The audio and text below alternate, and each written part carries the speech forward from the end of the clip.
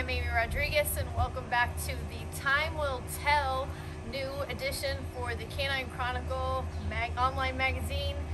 We have Linda Hurlebaus here, and Linda, of course, has been in dogs for as long as... Since 1973. 1973, so a little bit after I was born. And you're about my age, aren't you? Yeah, definitely. All right. So, Linda, the Time Will Tell series is basically going back in time. How did you get started in dogs?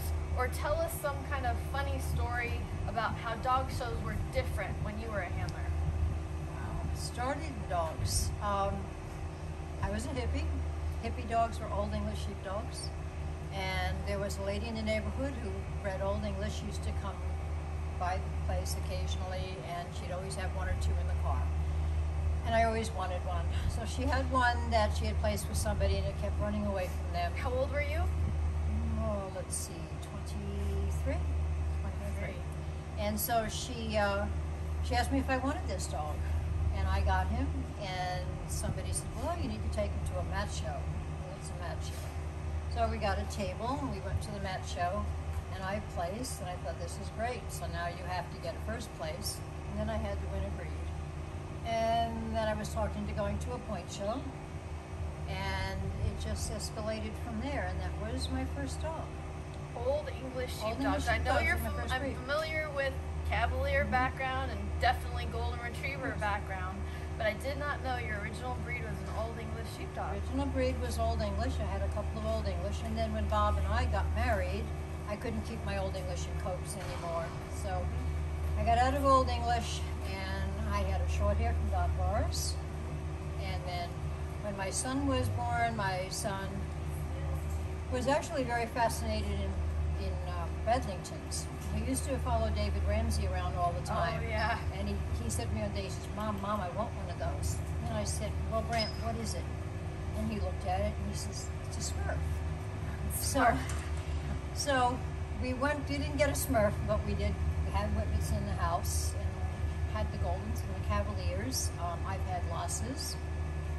We also had a German Shepherd, my husband owned the Makita, so I've had a little bit of everything.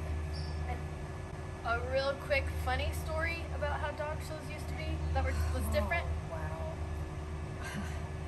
You know, years ago, we respected, I hate to put it this way, but we respected our place in dogs, and we didn't feel like we were entitled to things.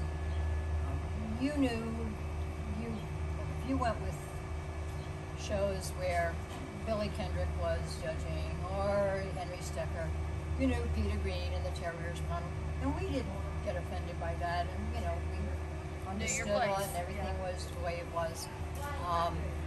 We didn't really get upset. We learned to get better dogs and work harder. And you're missing that today.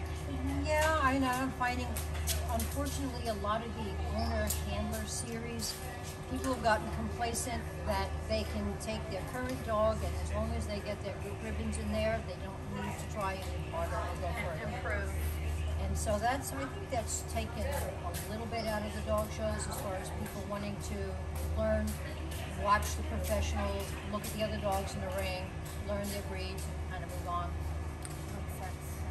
Well, if you guys would like to see more with Linda, we may be planning a Zoom video soon, and we can get more depth and more history and your background in dogs. Thank you, Linda, for joining us today. Thank you, Amy.